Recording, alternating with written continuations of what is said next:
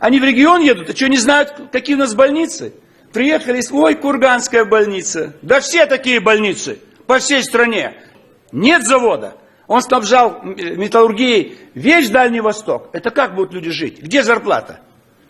А теперь вы губернаторам даете установку 70% за Конституцию. Так люди обозленные, они скорее за оружие возьмутся, а не за Конституцию.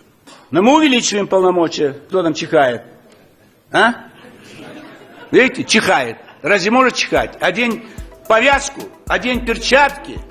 Он спокойно чихнул. Сейчас я вынужден покинуть трибуну, чтобы не быть зараженным теми депутатами, которые не в состоянии беречь свое здоровье. А раз свое здоровье не... Зюганова нет, Неверова и Миронова. Видимо, готовятся завтра к встрече с президентом. Здесь Миронов? Нет, что вы обманываете? Неверов где он? Я шел мимо. Да ладно, подойдет. Это сразу начинаете выгораживать, так сказать. Это подойдет, да, временно вышел, да через секунду, подождите, допивает последнюю кружку. Ну, я о чем говорю? О порядке. Ведь все фракции проголосуют за. За. Зачем вы, так сказать, устраиваем двухчасовую дискуссию? 2 часа дискутировать, проголосовать за. Дискуссия тогда, когда против много. И те, кто хотят, чтобы были за, разворачивают дискуссию. А мы зачем дискутируем? 2 часа на 1 пункт. А еще 53 мы их не рассмотрим. Так и будет все переходить туда. Сколько раз я уже говорил. Давайте сократим эти вот вопросы. Может быть, всего 1 вопрос от фракции. Чтобы его проработала фракция и задала 1. И если вам положено, допустим, задача просто 1 минута. Нет, я еще просит. Я не знаю, что это. Детский сад. Вы вначале вопрос задаете, а потом обосновываете. Микрофон отключили, все. Мы все время добавляем. Ну, давайте добавим. Просто школьники, ну как же, не успели высказаться. Порядок должен быть. Должно быть время для обсуждения, пункт 2. 30 минут. Все. 11:30. Прекращается обучение. Ставится на голосование. Проголосовали. Пошли следующие. Когда будет порядок, тогда мы научимся работать в масштабах всей страны. Как выполнять бюджет? Вот мы даем 40 миллиардов, 40 миллиардов, чтобы в регионах нашли денег. У них нет этих денег. Чем мы заранее это говорим? То, чего они выполнить не могут. У них есть долги. И кадровая работа. Владимирская область до сих пор 3-й год Заксобрание не утверждает вице-губернатора. Для чего мы такой закон позволили принять? Когда губернатор не может сформировать команду. Команды нет, потому что Заксобрание не утверждает. Фамилия его Киселев. А всем руководит руководитель подпольных, так сказать, нелегальных структур. Шохин, мэр города Владимира. Все там стоит. А потом вы найдете виновного. Вот, губернатор виноват. Так мешаем работать. Трампу мешают работать, весь мир знает. А когда мешают работать губернатору Владимира, никто не знает. Только поливают грязью каждый день. Хабаровский край. Вы что делаете сейчас? 22 апреля пойдут голосовать за Конституцию? Закрыли незаконно завод «Амурсталь». Московский мафиози, Бельский его фамилия. Взяли силой, сбивали в Лефортово, 25% акций отобрали у совладельца местного. И обанкротили, выгнали русских рабочих. Нет завода. Он снабжал металлургией весь Дальний Восток. Это как будут люди жить? Где зарплата? А теперь вы губернаторам даете установку 70% за Конституцию. Так люди обозленные, они скорее за оружие возьмутся, а не за Конституцию. Следует вот из этого исходить, чтобы был порядок в стране. Поэтому, когда мы говорим, что федеральный бюджет, не по-русски его называем, и выделяем огромную, так сказать, 352 миллиарда. Что такое федеральный бюджет? Вот ребенок слушает нас, он понимает, что такое федеральный. Что такое федеральный? В России никогда не было федерации. И никогда не будет. Если будет федерация, страны не будет. Вот. Даже Советская Федерация, она не была федерацией. Это была жесткая централизация. А мы продолжаем говорить федерация, федерация. Забудьте это слово. И слово бюджет. Это роспись доходов и расходов. Ну, так сказать, принимаем роспись доходов. Все.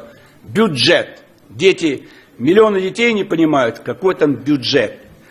Это вот тоже проблема. От нее нельзя, так сказать, избегать. Профицит бюджета, опять не по-русски. Почти триллион у нас с вами профицит. Ну, назовите по-русски. Излишки. Излишки бюджета, излишки росписи доходов. У нас есть целый триллион. Так давайте его использовать. Не используем. Только объявляем для радости кого? Чиновников Минфина. Вот они уже разбежались все. Нам все время говорят, совещание у президента, совещание у премьер-министра. А на Госдуму наплевать. Они обойдутся. Мы для чего зовем министров или их заместителей? Чтобы они нас слышали и справлялись. Они не слышат. У них другое совещание. Что, вы не можете между тремя ведомствами согласовать присутствие министров? Нет, несчастные министры. Только совещание, совещание, совещание. Я раньше не понимал сотворение Маяковского про заседавшиеся. Вот и нас касается. Одни совещания к президенту, в Госдуму, в правительство, в регион поехали. Они в регион едут, а что, не знают, какие у нас больницы?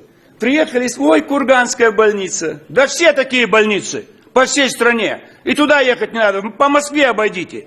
Я лежал, 32-я больница на Красной Пресне. Туда придите, в коридор кладут покойников. Некуда положить им, так сказать. Так уберите больницу. Вот еду за 9 земель убедиться, какая плохая больница. Смешно это все. Это отсутствие порядка в управлении.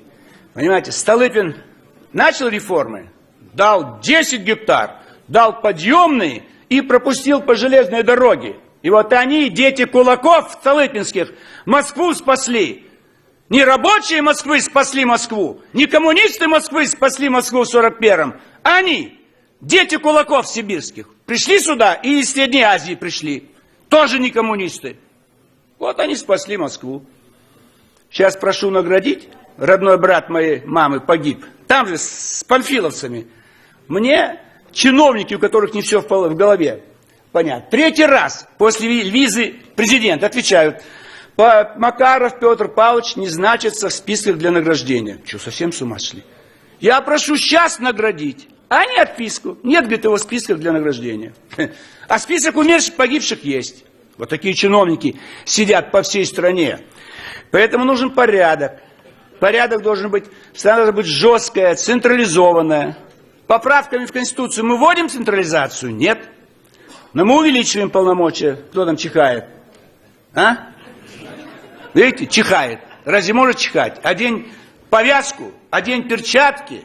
Ну, вот спокойно чихнул сейчас, я вынужден покинуть трибуну, чтобы не быть зараженным теми депутатами, которые не в состоянии беречь свое здоровье. А раз свое здоровье не можете беречь, то и страну не сможете беречь. До свидания. Спасибо, Владимир Вольфович.